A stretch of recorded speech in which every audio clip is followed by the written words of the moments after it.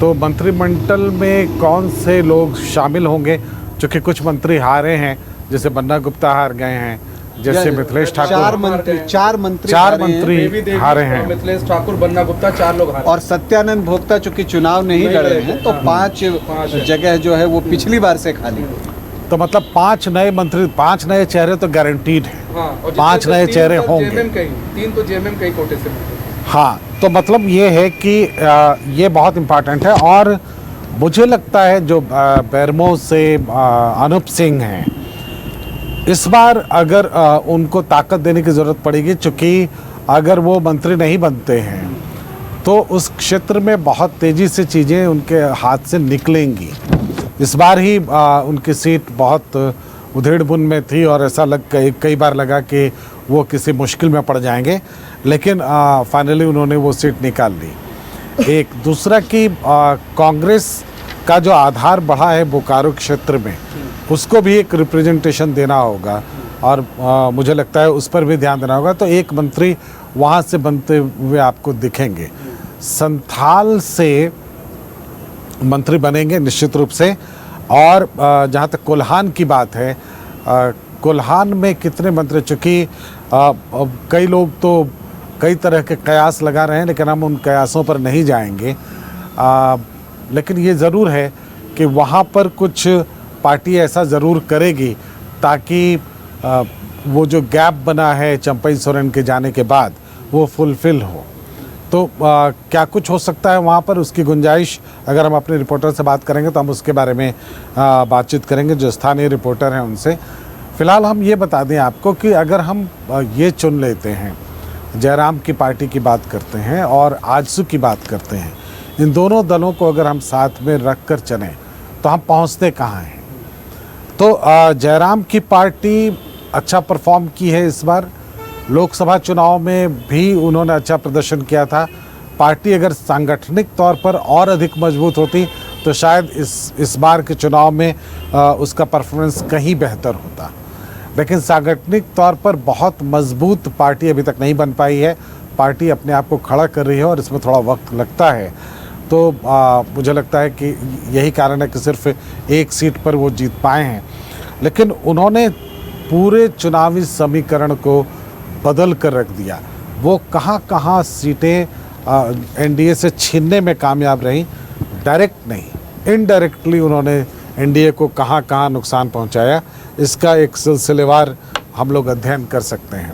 रंजन जी देखिए, अगर आपने कहा कि जेएलकेएम ने एक सीट जीती है तो वो जयराम महतो ने वो सीट जीती, डुमरी वाली सीट जीती, 10,945 वोटों से वो जीते।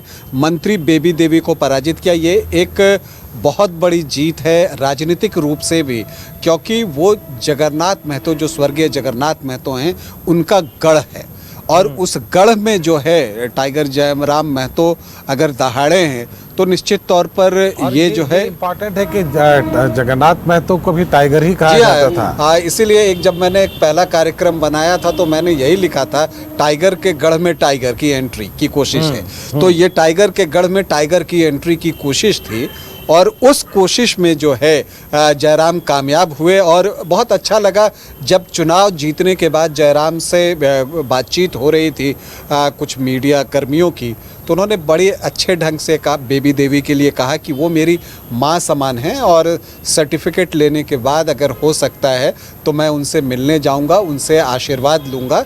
और उन्होंने कहा कि ये कुछ है नहीं, बस ये हस्तांतरण है कि एक के बाद जो है वो दूसरे को जा रहा है। तो बहुत ही आमतौर पर जयराम जिस तरह से एग्रेसिव बातें करते हैं उससे ये चीज़ें विपरीत दिखी। और बिल्कुल आप देखते हैं कि एक सौम्य, जो जीत के बाद आपके अंदर विनम्रता आनी चाहिए, जो कई बार लोगों में नहीं आती, आप और ज़्यादा एग्रेसिव हो जाते हैं। लेकिन जयराम ने वो चीज़ दिखाई, वो मैच्योरिटी दिखाई कि बहुत विनम्र होकर उन्होंने ये बातें कही। तो ये एक महत्वपूर्ण चीज़ है।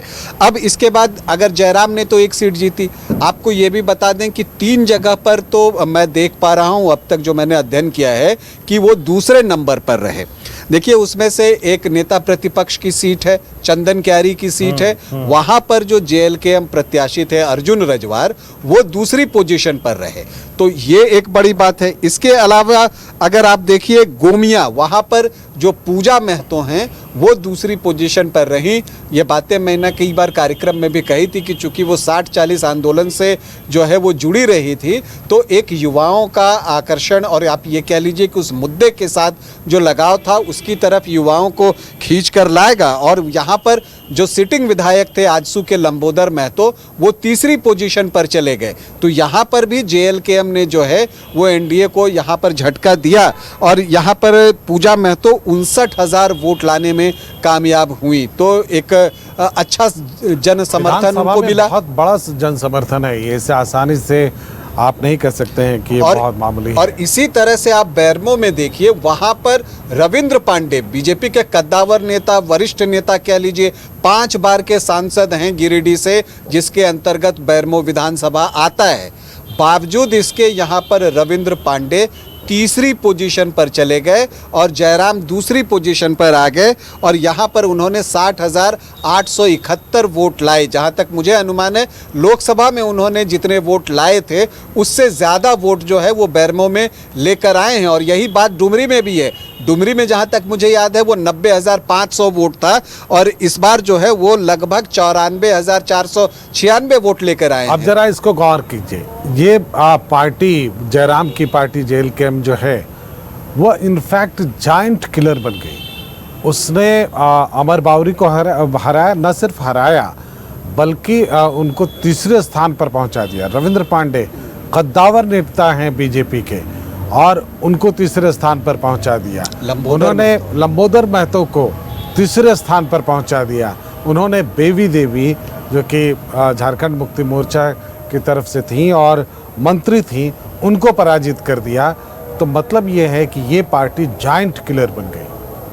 जी हाँ, अब और जिन सीटों पर एनडीए को नुकसान हुआ अगर हम उसे देखें तो देखिए, जो टुंडी की सीट है जहां से मथुरा प्रसाद महतो जीते हैं, वहां पर जो जेएलकेएम प्रत्याशी मोतीलाल महतो थे वो 44,464 वोट लेकर आए और वहां पर बीजेपी के विकास महतो हारे कितने वोटों से?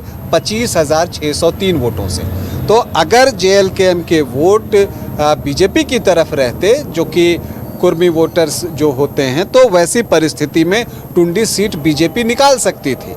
इसी तरह से आप सिल्ली में देखिए, सुदेश महतो 23,879 वोट से हारे, तो देवेंद्र महतो यहाँ 41,000 वोट लेकर आए हैं। हालांकि देवेंद्र महतो ने लोकसभा में, जहां तक मुझे याद है, यहां पर ज़्यादा वोट लाए थे, इससे यहाँ उनके वोट थोड़े कम हुए हैं, लेकिन बावजूद इसके वो सुदेश महतो की हार में वो प्रमुख कारक रहे।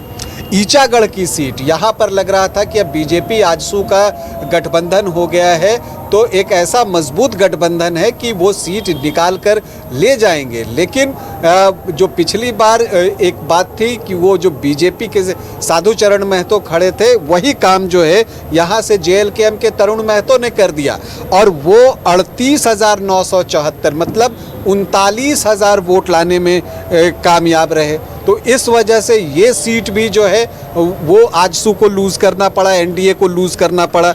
मांडू सीट पर आप आइए, हालांकि ये सीट बीजेपी किसी तरह से, माने आजसू जो है वो 200-250 वोटों से जीतने में कामयाब रही, लेकिन यहाँ पर भी अगर आप देखिएगा तो लगभग 71,000 वोट जो है वो बिहारी महतो जेएलकेएम प्रत्याशी लेकर आए। झरिया में रुस्तम अंसारी को 5,000 वोट आया, लेकिन उससे परिणाम पर फर्क नहीं पड़ा है। निरसा की बात करें, यहाँ पर भी चूंकि अशोक मंडल को 16,316 वोट आया है और मैं ये बार बार कह रहा था कि अगर अशोक मंडल 25,000 से ज़्यादा वोट ले आते हैं तब वैसी परिस्थिति में अरूप चटर्जी को दिक्कत हो सकती है, लेकिन चूंकि उनके वोट कम आए, 16,000 आए, इस वजह से यहाँ अरूप चटर्जी जीत सके। आप बोकारो में देखिए 7,207 वोट से विरंची नारायण हारे बीजेपी के और वहाँ पर जो सरोज देवी थी वो 39,621 वोट। तो वो साफ आपको दिखेगा कि जो कुर्मी वोट इनकी तरफ शिफ्ट हुआ है सरोज देवी की तरफ, उसका नुकसान विरंची नारायण को उठाना पड़ा है। इसी तरह से सिंदरी की सीट अगर आप देखिए तो यहाँ पर 3,448 वोटों से सिर्फ हारी हैं तारा देवी, 3,500 वोटों का अंतर है। और यहाँ पर जो उषा देवी JLKM प्रत्याशी थी वो 42,664, उषा महतो को यहाँ पर 42,664 कहाँ वोट की आया। बात है? ये सिंदरी की बात है, सिंदरी की, यहाँ हाँ। से भी माले जीते। इसी तरह से अगर आप देखें तो आप रामगढ़ में चले जाएं तो सुनीता चौधरी 6,790 वोट से हारी।